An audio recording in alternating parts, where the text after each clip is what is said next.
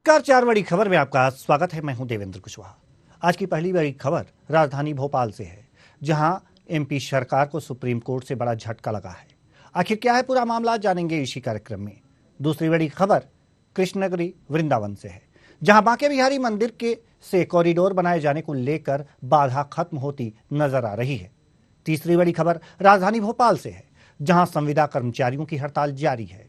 कब तक चलेगी ये हड़ताल, करेंगे इसी पर चर्चा। और चौथी और आखिरी बड़ी खबर सुकमा जिले से है, जहां अन्नदाताओं को काफी परेशानियों का सामना करना पड़ रहा है। तो आइए शुरू करते हैं चार बड़ी खबरें।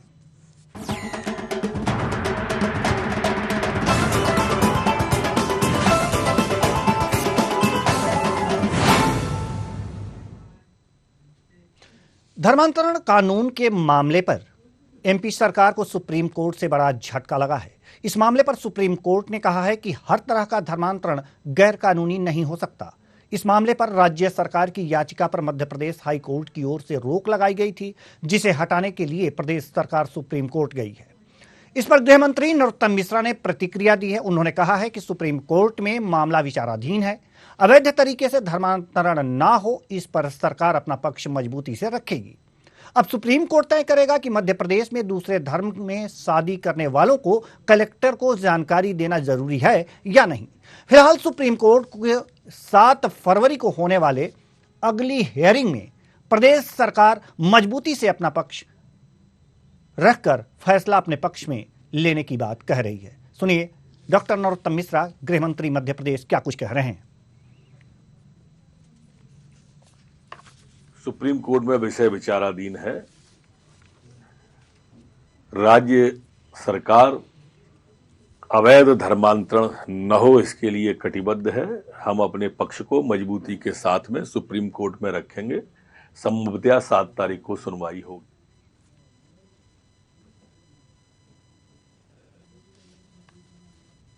मजबूती से रखेंगे सुप्रीम कोर्ट में अपना मामला, और सुनवाई जो होगी 7 फरवरी को, उसमें मजबूती से जो राज्य सरकार है अपना पक्ष रखेगी। अब देखना यह होगा कि सुप्रीम कोर्ट फैसला क्या देती है कि कलेक्टर को यह सूचित करना आवश्यक है कि नहीं कि हम दूसरे धर्म में शादी करने जा रहे हैं। सवाल यहां यह है कि धर्मांतरण के मामले ये हो रहे हैं कि तमाम ऐसी खबरें आ रही हैं कि लालच देकर के धर्मांतरण कराया जा रहा है, और ये भी खबरें आ रही हैं कि जबरदस्ती धर्मांतरण कराया जा रहा है।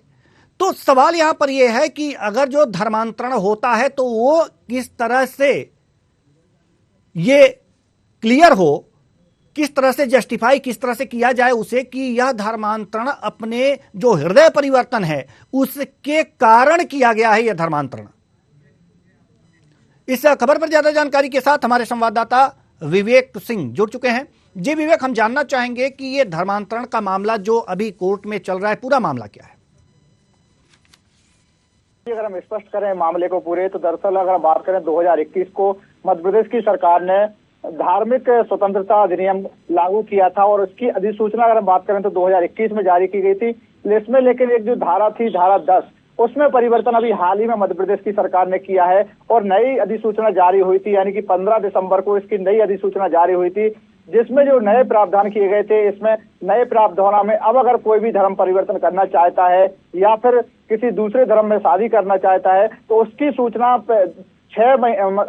2 महीने पहले, यानी कि 60 दिन पहले कलेक्टर को देनी होगी, और उसकी परमिशन लेनी होगी। उसके बाद ही दूसरे समाज में शादी कर सकते हैं या फिर धर्म परिवर्तन कर सकते हैं। इसको लेकर कहीं ना कहीं आपत्तियां लगाई गई थी, और हाई कोर्ट ने इस अधिनियम की जो सूचना जारी हुई थी उस पर रोक लगाती थी, और मध्य प्रदेश की सरकार इस पर स्टे लेने के लिए सुप्रीम कोर्ट पहुंची थी। तो सुप्रीम कोर्ट ने भी हाई कोर्ट के फैसले को सही माना है, और उसके बाद अब अगर हम बात करें तो इसको लेकर फैसला सुरक्षित तो नहीं रखा गया है, अभी इस पर सुनवाई होनी है।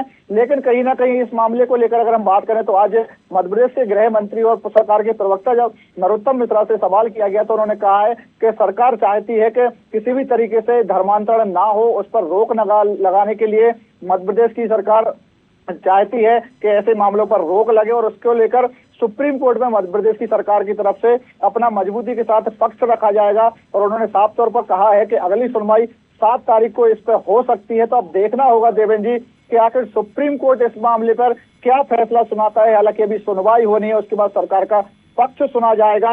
लेकिन कहीं ना कहीं अगर हम बात करें मुख्यमंत्री शिवराज सिंह चौहान की, तो उन्होंने भी कहा था कि मध्य प्रदेश में किसी भी तरीके से धर्मांतरण नहीं होने देंगे। इसी को लेकर इसमें धारा 10 में जो है परिवर्तन किया था, और उसके बाद इस पर आपत्तियां लगाई गई थी, जो मामला अब सुप्रीम कोर्ट में रखा विवेक, गया है। एक बात और हम आपसे जानना चाह रहे हैं कि जो हाई कोर्ट ने फैसला दिया था, तो कहीं ना कहीं हम इसे कह सकते हैं कि जो हमारी सरकार है, राज्य सरकार है, अपना पक्ष रखने में पूरी तरह से सफल नहीं हो पाई, कि अपना पक्ष पूरी तरह से नहीं रख पाई, और इसलिए उसे सुप्रीम कोर्ट का रुख करना पड़ा। तो क्या लगता है कि वो जो कमी है 7 फरवरी को सरकार अपना पक्ष रख पाएगी सुप्रीम कोर्ट में? जो कमी थी हाई कोर्ट में नहीं रख पाई, उसे पूरा कर पाएगी सुप्रीम कोर्ट में? बिल्कुल देवेंद्र जी, आपने सही कहा कि कुछ ना कुछ तो कमी रही होगी सरकार के पक्ष रखने में, जिसके चलते हाई कोर्ट ने इस पर रोक लगाई थी। लेकिन कहीं ना कहीं निश्चित रूप से कह सकते हैं देवेंद्र जी कि अब सुप्रीम कोर्ट में जो मामला है, अब इसको लेकर मध्य प्रदेश की सरकार अपने पक्ष रखेगी। और कहीं ना कहीं देवेंद्र जी, अगर हम बात करें, कई ऐसे मामले भी मध्य प्रदेश की सरकार के हो या फिर अन्य राज्य सरकारों के हो, कई मामलों में हाई कोर्ट तो स्टे दे देता, रोक लगा देता है, लेकिन सुप्रीम कोर्ट उन फैसलों को बदल देता है। अगर हम बात करें, जो आपने सवाल किया है, क्या सरकार अब मजबूती के साथ पक्ष रख पाएगी? अगर हम बात करें नगरीय निकाय चुनाव की देवेंद्र जी, धर्मांतरण से हटके, तो इस मामले पर भी कहीं ना कहीं हाई कोर्ट ने ओबीसी आरक्षण पर रोक लगाई थी, लेकिन मामला सुप्रीम कोर्ट पहुंचा था, और सुप्रीम कोर्ट ने कहीं ना कहीं ओबीसी आरक्षण के साथ ही चुनाव कराने के निर्देश जारी किए थे। तो निश्चित रूप से अब देखना होगा कि सुप्रीम कोर्ट क्या इस फैसले पर क्या फैसला सुनाता है। और जो हाई कोर्ट ने इस पर मामले पे, यानी कि धारा 10 जो अधिसूचना जारी हुई थी, जिसमें बदलाव किया गया था, उस पर जो हाई कोर्ट ने रोक लगाई है, उसको सुप्रीम कोर्ट बरकरार रखता है या फिर कुछ नया फैसला सुनाता है? जी देवेंद्र जी, बहुत धन्यवाद इस तमाम जानकारी के लिए विवेक सिंह। तो कुल मिलाकर के देखा जा रहा है कि यह धर्मांतरण का मामला सुप्रीम कोर्ट में चल रहा है। 7 फरवरी को सुनवाई होगी और सरकार अपना पक्ष रखेगी, और कितनी मजबूती से रख पाती है देखने वाली बात होगी। इस पर तमाम जानकारी दे रहे थे हमारे संवाददाता विवेक सिंह। रुक करते हैं दूसरी बड़ी खबर की ओर। वृंदावन में ठाकुर बांके बिहारी मंदिर में आए दिन होने वाले हादसों की रोकथाम और श्रद्धालुओं की सुविधा के लिए प्रस्तावित कॉरिडोर को लेकर कवायद शुरू हो गई है। बता दें कि श्री कृष्ण जन्माष्टमी पर ठाकुर बांके बिहारी मंदिर में मंगला आरती के दौरान 2 श्रद्धालुओं की मौत हो गई थी। साथ ही मंदिर में श्रद्धालुओं की भीड़ लगातार बढ़ रही है और आए दिन श्रद्धालुओं की तबीयत बिगड़ने के मामले सामने आते रहे हैं। ऐसे में सरकार की ओर से मंदिर में भीड़ नियंत्रण के लिए मंदिर में 5 एकड़ एरिया में कॉरिडोर निर्माण का प्रस्ताव हाईकोर्ट प्रयागराज में दिया गया है, जिसके लिए हाईकोर्ट में सुनवाई चल रही है और अगली सुनवाई 17 जनवरी को होनी है। उससे पहले सरकार को अपनी रिपोर्ट तैयार करनी है, जिसके लिए 8 सदस्यीय कमेटी का गठन किया गया है। माननीय उच्च न्यायालय द्वारा दिनांक 20/12/2022 को बांके बिहारी जी मंदिर को लेकर जो रिट पिटिशन है, उसमें ये आदेश पारित किया गया था कि जो विकास प्लान है उसका डिटेल्ड रिपोर्ट एस्टिमेटेड कॉस्ट के साथ, जिसमें भूमि की कॉस्ट और डेवलपमेंट प्लान का कॉस्ट प्रस्तुत किया जाए अगले डेट ऑफ हियरिंग से पहले, जो कि 17 जनवरी 2023 है। इसी क्रम में जिलाधिकारी मथुरा ने 25 दिसंबर 2022 को एक 8 सदस्यीय समिति का गठन किया, जिसके अध्यक्ष मैं नगर आयुक्त मथुरा वृंदावन है एवं 7 अन्य अधिकारी गण हैं इसमें। और माननीय उच्च न्यायालय का आदेश जिसमें ये लिखा है कि detailed report with estimated cost, जिसमें लैंड कॉस्ट और डेवलपमेंट प्लान दोनों इंक्लूडेड है। इसके लिए हमने सर्वे का काम चालू कर दिया है। ये सर्वे कम से लगता है मुझे कि 3 से 4 दिन इसमें समय लगेगा। सर्वे में 4 टीम्स बनाई गई हैं सर्वे के लिए, जिसमें इंजीनियर्स भी हैं, लेखपाल भी हैं, सब रजिस्ट्रार भी हैं और पुलिस कर्मी भी हैं। और ये पूर्ण सर्वे करके इसी सप्ताह के अंत तक पूरी समिति अपना रिपोर्ट माननीय जिलाधिकारी के द्वारा माननीय उच्च न्यायालय को प्रेषित करेगी।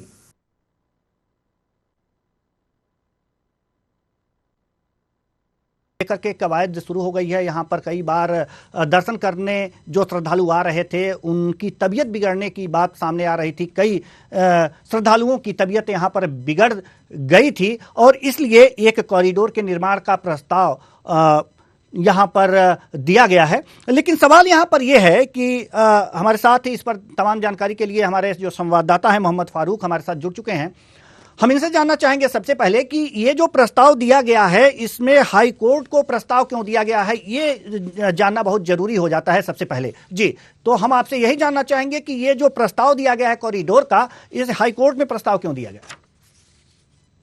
जी देवेंद्र, मैं बता दूं कि ये कॉरिडोर का जो मामला है तो तमाम जो है वहाँ के संगठन मथुरा के और जो वहाँ के स्थानीय निवासी हैं इस पर अपना विरोध जता रहे थे कि अगर कॉरिडोर बनेगा तो कॉरिडोर बनने के बाद में हम लोगों की रोजी रोटी पे संकट आ जाएगा, क्योंकि कॉरिडोर जो है एक बहुत बड़ी जमीन में मतलब लैंड पर बनाया जा रहा है, जो 5 एकड़ की लैंड है उस पर कॉरिडोर का प्रस्ताव है और प्रस्ताव पे जो है सरकार ने काम शुरू कर दिया है। तो इस सब को देखते हुए जो है सरकार चाहती है कि इसका जो है हाई कोर्ट से ही निर्णय कराया जाए और हाई कोर्ट जो है इस प्रस्ताव पर मोहर लगाए। जी देवेंद्र, तो क्या सरकार ने ऐसा कुछ कवायद शुरू की थी कि जिसमें ये विरोध को कम करने की या प्रस्ताव लाने की पहले शुरुआत की थी, या सीधे सीधे कोर्ट में ही चली गई मामला? नहीं जी, जिला प्रशासन ने जो है प्रस्ताव को लाने से पहले जो है ये कवायद भी शुरू करी है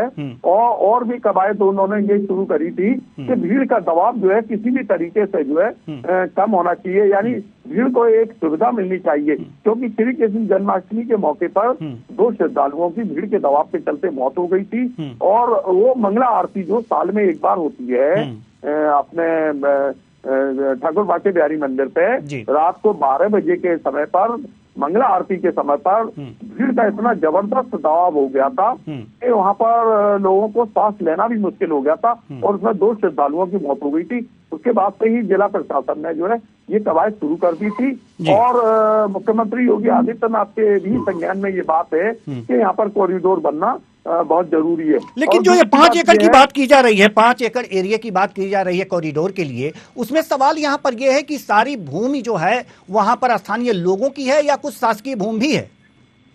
नहीं, स्थानीय लोगों के साथ साथ और भी भूमि है जो कि 5 एकड़ में आएगी और उस भूमि पर जो है कॉरिडोर बनेगा। कॉरिडोर बनने से जैसे कि काशी अपने ज्ञान वापी पे कॉरिडोर काशी में बनाए, इसी की तर्ज पर यहाँ पर भी कॉरिडोर बनने आया है और क्योंकि यहाँ पर जो है मंदिर पर लाखों की भीड़ लगातार जो है दिन प्रतिदिन बढ़ती जा रही है और उस भीड़ में लोगों की तबीयत खराब हो जाती है, श्रद्धालुओं की तबीयत खराब हो जाती है। इन सबको ध्यान में रखते हुए सरकार ने ये कदम उठाया है। लेकिन ये देखा जाता है कि अगर जो कोई कॉरिडोर का निर्माण हो रहा है, कोई विकास कार्य हो रहा है और कोई निर्माण सरकार करा रही है, तो उस पर जो निजी भूमि आती है उसके लिए मुआवजे दिए जाते हैं। तो क्या मुआवजे पर सहमति नहीं बन पाई थी या फिर इस कॉरिडोर का विरोध अपना जमीन लोग देना ही नहीं चाहते इसलिए ये विरोध हो रहा था?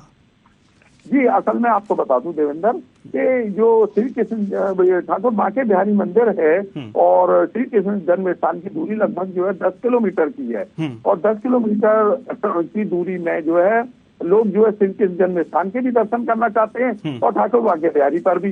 ऐसे ही यहाँ पर जो है नववर्ष के अवसर पर जो है 1 जनवरी पर 31 दिसंबर से ही भीड़ का जो है जुटना शुरू हो गया था श्रद्धालुओं का और देश ही नहीं विदेश से भी श्रद्धालु आते हैं। उनकी सुविधा के लिए जो है ये कॉरिडोर का निर्माण का प्रस्ताव है और 17 जनवरी से पहले जो हाईकोर्ट इलाहाबाद में जो प्रयागराज में डेट लगी हुई है 17 जनवरी से पहले ये प्रस्ताव जो है हाई कोर्ट में पेश होना है और जो वहाँ की छोटी छोटी सी गलियां हैं जहाँ पर बाजार भी हैं और मंदिर के आसपास ठाकुर बाके बिहारी जी के मंदिर के आसपास तमाम मार्केट हैं, उन मार्केटों का भी एक तरीके से जब कॉरिडोर बनेगा तो हटना जो है लाजमी है। तो लेकिन जो मार्केट जो जिस एरिया में ये जो कॉरिडोर बनेगा वहां पर आप बता रहे हैं कि मार्केट आ जा रहा है, मार्केट आ जाएगा, तो सवाल यहाँ पर यह है कि उसके लिए भी तो प्रशासन कुछ सोच रखी होगी कि हाँ इस मार्केट को यहाँ से स्थानांतरित करके कहीं और ले जाया जाएगा, उसके लिए भी तो जमीन का चुनाव किया होगा उसने।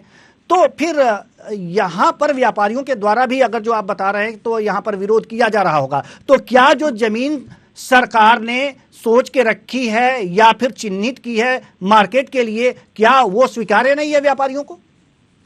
जी, असल में व्यापारियों ने इस संबंध में एक प्रदर्शन भी उन्होंने किया था और ये वो मांग कर रहे थे कि कॉरिडोर जो है अगर बनेगा तो हमारा जो है व्यापार जो है ठप हो जाएगा, व्यापार पे हमारे असर पड़ेगा, हम अपनी दुकानों को कहाँ लेकर जाएंगे। तो जिला प्रशासन ने जो है इन सब चीजों को देखते हुए प्रस्ताव तैयार कर रही है। 8 सदस्यीय कमेटी जिला प्रशासन ने बनाई है। डीएम पुलकित खरे हैं मथुरा के, उन्होंने जो है 8 सदस्यीय कमेटी बनाई है। उस कमेटी में जो है अनुनय झा है नगर आयुक्त, उनको अध्यक्ष बनाया। उसके बाद एडीएम फाइनेंस है योगानंद पांडे और लोक निर्माण विभाग के अधिकारी हैं और भी तमाम अधिकारी उन्होंने शामिल किए हैं। भू अध्यक्षीय अधिकारी हैं वो भी शामिल किए गए हैं और उसमें जो है इस एक तरीके का प्रस्ताव पूरी तरीके से बनाया जा रहा है जो 17 जनवरी से पहले हाई कोर्ट के समक्ष रखा जाएगा और उसमें जो है व्यापारियों के लिए मार्केट और अन्य स्थान पर देने के लिए भी जरूर विचार किया गया। जी बहुत बहुत धन्यवाद इस तमाम जानकारी के लिए मोहम्मद फारूक। तो कुल मिलाकर के देखा जा रहा है कि ठाकुर बाग के बिहारी मंदिर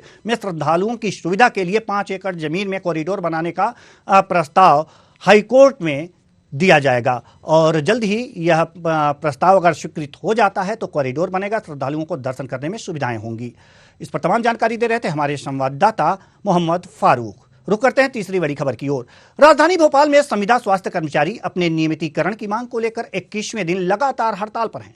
संविदा स्वास्थ्य कर्मचारियों का आरोप है कि संविदा स्वास्थ्य कर्मचारी के संगठन के कुछ पदाधिकारियों ने पैसे लेकर संगठन से गद्दारी करके सरकार के साथ मिल गए और कल बिना संगठन से पूछे ही हड़ताल समाप्त करने की घोषणा कर दी। लेकिन जब तक संविदा स्वास्थ्य कर्मचारियों की मांगें पूरी नहीं होती, हड़ताल खत्म नहीं होगी और लगातार हड़ताल जारी रहेगी।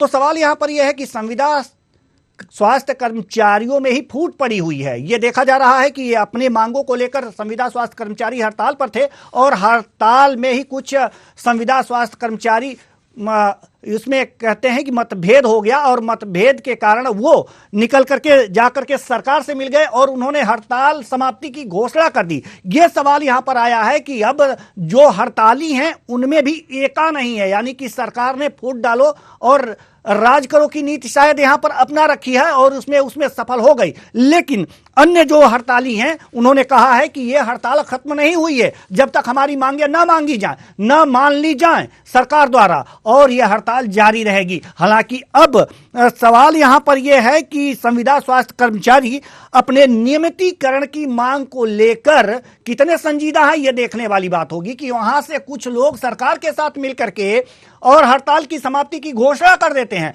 वहीं दूसरा जो स्वास्थ्य कर्मचारी हैं, दूसरे संविदा स्वास्थ्य कर्मचारी हैं, वो आते हैं और ये कहते हैं कि नहीं ये तो गलत हुआ, अभी हमारी मांगे मानी ही नहीं गई और हड़ताल समाप्त नहीं होगा, यानी कि हड़ताल अभी जारी रहेगी और जब तक कि सरकार इनके नियमितीकरण की मांग को पूरी तरह से मांग ना ले। तो सवाल यह है कि अब सरकार कब तक मानेगी, यह भी देखने वाली बात होगी। जब आपस में ही फूट पड़ गई तो सरकार कब तक मानेगी।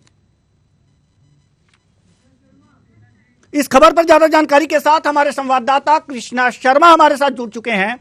जी कृष्णा, हम जानना चाहेंगे कि संविदा स्वास्थ्य कर्मचारियों ने हड़ताल जारी रखी थी और उसमें से ही कुछ लोगों ने हड़ताल की समाप्ति की घोषणा कर दी, पूरा मामला क्या है? से लगातार 20 दिनों से संविदा स्वास्थ्य कर्मचारियों की हड़ताल चल रही थी। मध्य प्रदेश में 32,000 से ज्यादा कर्मचारी हड़ताल पर थे। वहीं जो इस संगठन के कुछ घटक, कुछ सदस्य थे, जितेंद्र भदौरिया सहित उदित और अन्य लोगों ने जाके स्वास्थ्य मंत्री प्रभुराम चौधरी से बात की और 1 महीने का समय की मांग की। समय की मांग के बाद हड़ताल समाप्त की घोषणा कर दी। वहीं जब दूसरे दिन जेपी अस्पताल के बाहर का नजारा देखने को मिला तो वहां पे संविदा स्वास्थ्य कर्मचारी हड़ताल करने पहुंचे और उनका आरोप था कि जो कुछ सदस्य हैं वो बिक गए हैं, पैसों की लालच में सरकार के पास चले गए हैं। ये हड़ताल समाप्त नहीं हुई है और जब तक सरकार मांगे नहीं मानती है तब तक ये हड़ताल इसी तरह चलती रहेगी। जैसा कि आप बता रहे हैं कि संविदा स्वास्थ्य कर्मचारी वहां पर प्रभुराम चौधरी के पास गए और बातचीत की, उसके बाद आकर के हड़ताल समाप्ति की घोषणा की थी, तो आखिर संगठन ने कुछ जिम्मेदार लोगों को ही तो किसी के पास भेजा होगा कि हाँ आप जाइए प्रभुराम चौधरी जी से मिलिए, उनसे बातचीत कीजिए और ये सरकार का पक्ष जानिए, और उसके बाद आकर के सरकार हड़ताल समाप्ति की घोषणा की। लेकिन सवाल यहां पर यह है कि क्या जो लोग प्रभुराम चौधरी जी के पास गए थे वो संगठन के जिम्मेदार कार्यकर्ता नहीं थे? सवाल यहाँ है। देखिए, जिम्मेदार कार्यकर्ता तो थे, लेकिन वो संगठन से पूछ कर नहीं गए जी, और संगठन को विश्वास में लेकर नहीं गए। इसलिए संगठन ने उन्हें तुरंत ही उनके पदों से बाहर निकाल दिया और नई कार्यकारिणी का गठन किया। उनका आरोप है संगठन का कि पूरे मध्य प्रदेश के 32,000 कर्मचारियों के साथ उन्होंने धोखा किया है। बिना विश्वास में लिए हुए सरकार के पास गए और वो बिक करके और सरकार से समझौता कर करके और यह निर्णय लिया गया है। और जबकि ये पहले बात तय हो चुकी थी कि जब तक सरकार लिखित आदेश जारी नहीं करेगी तब तक हड़ताल समाप्त नहीं की जाएगी। उससे पहले हड़ताल समाप्त की घोषणा क्यों कर दी गई? तो इस बात पर संगठन नाराज है और इस बात को लेकर लगातार वो हड़ताल कर रहा है अभी। अब सवाल यहाँ पर यह है कि जब हड़ताल समाप्ति की घोषणा की गई थी उस समय क्या सभी लोग वहां पर मौजूद थे जो इसका विरोध कर रहे थे, या तुरंत वहां पर विरोध हुआ कि नहीं हड़ताल अभी समाप्त नहीं होगी, या फिर कुछ समय बाद ये बातें सामने आई और उसके बाद से अन्य जो संगठन के कार्यकर्ता थे, अधिकारी थे, पदाधिकारी थे, उन्होंने कहा कि नहीं अभी हड़ताल समाप्त नहीं होगी और हमें विश्वास में लेकर के आप वहां पर प्रभुराम चौधरी जी से मुलाकात करने नहीं गए थे? जी, स्थितियां क्या थी? बिल्कुल, रात में जब ये बात करने गए थे और सोशल मीडिया के माध्यम से जो संगठन के पदाधिकारी प्रभुराम चौधरी से बात करने गए थे उन्होंने हड़ताल समाप्ति की घोषणा कर दी, लेकिन किसी भी संगठन के सदस्यों को विश्वास में नहीं लिया गया। जब सोशल मीडिया के माध्यम से संगठन को पता चला कि हड़ताल समाप्त की घोषणा कर दी है बिना लिखित आदेश के, तो काफी नाराज हुए लोग और सुबह बैठक करके जिन पदाधिकारियों ने घोषणा की थी उन्हें ही पद से निकाल दिया गया और नया संगठन खड़ा किया गया। और संगठन का कहना है कि यह हड़ताल लगातार चलती रहेगी जब तक कि सरकार लिखित आदेश जारी नहीं करती है। जी, बहुत बहुत धन्यवाद इस तमाम जानकारी के लिए कृष्णा शर्मा। तो कुल मिलाकर के देखा जा रहा है कि संविदा स्वास्थ्य कर्मचारी हड़ताल पर थे, लगातार हड़ताल पर थे, लेकिन संगठन के कुछ लोग जाकर के प्रभुराम चौधरी जी से मुलाकात किए और उसके बाद हड़ताल समाप्ति की घोषणा कर दी, जो संगठन के अन्य लोगों को मान्य नहीं था और अब हड़ताल जारी है। इस पर तमाम जानकारी दे रहे थे हमारे संवाददाता कृष्णा शर्मा। अब रुक करते हैं चौथी बड़ी खबर की ओर। खबर सुकमा जिले के कोटा से है, जहां धान मंडी में अन्नदाता परेशान हो रहा है। किसानों का कहना है कि पिछले साल धान 25 क्विंटल बेचा है और अब जब धान बेचने निकले हैं तो अधिकारियों की ओर से कहा जा रहा है कि किसान का नाम काट दिया गया है। किसान कई दिनों से धान मंडी के चक्कर काट रहे हैं पर कोई भी अधिकारी अन्नदाता की सुनने को तैयार नहीं। जब इस संबंध में तहसीलदार से बात की गई तो तहसीलदार ने कहा कि जल्द ही किसानों की समस्याओं को दूर कर दिया जाएगा, लेकिन ये कब तक दूर किया जाएगा ये देखने और सोचने और समझने वाली बात है।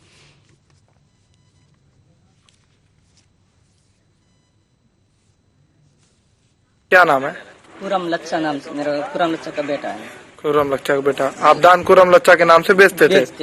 तो अभी पिछले साल धान बेचे हो? बेचे सर। कितना क्विंटल बेचे हो? 25 क्विंटल बेचते। 25 क्विंटल और सर बेचते सर। हर साल बेचते हो 25 क्विंटल? तो इस बार आपको क्या बोल रहे हैं? नाम कट गया कितना सर, अब तक घूम रहा है लेकिन नहीं आ रहा है। 4 हफ्ता से नहीं आ रहा? नहीं आ रहा, बहुत घूम रहा है। बहुत 4 हफ्ता से घूम रहा। हाँ। तो धान खरीदी के वादे तमाम किए जा रहे हैं और धान खरीदी हो रही है, ये भी सरकार ये कह करके अपना पीठ थपथपा रही है, लेकिन किसान परेशान है अपना धान बेचने के लिए। सुकमा जिले के कोंटा से ये खबरें आ रही हैं लगातार बराबर, और इस खबर पर ज्यादा जानकारी के साथ हमारे संवाददाता पवन सिद्धू हमारे साथ जुड़ चुके हैं। पवन सिद्धू, हम आपसे जानना चाह रहे हैं कि किसानों की समस्याएं दिन प्रतिदिन बढ़ती जा रही हैं, जबकि सरकार यह कह रही है कि नहीं हम धान तो खरीद रहे हैं, इसके लिए तमाम केंद्र खोले हैं और वहां पर जाकर के वहां पर तौल हो रही है, बारदाने मिल रहे हैं, सारी चीजें हो रही हैं, लेकिन किसान परेशान हैं, उनकी धान की खरीदी नहीं हो पा रही है। पता चल रहा है नाम कट जा रहा है। पूरा मामला क्या है, विस्तार से समझाइए। जी, मैं आपको बता दूं कि कोंटा सुकमा जिला के जी, हम आपको सुन पा रहे हैं, हम आपको सुन पा रहे हैं।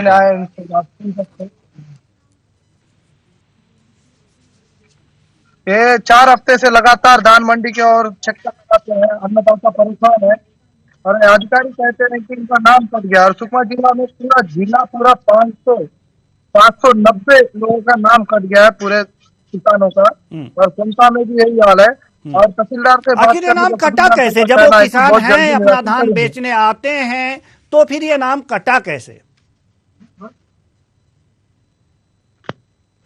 ये ऑनलाइन का कुछ खराबी का बोल रहे हैं अधिकारी से पूछने पर।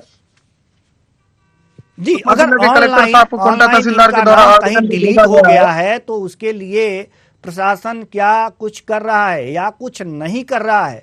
आपने कुछ अधिकारियों से बात की कि हाँ, इन किसानों की दिक्कतें ये हैं और इनका नाम यहां से कट गया, इसलिए इनके धान की तौल नहीं हो पा रही है, ना खरीदारी हो पा रही है।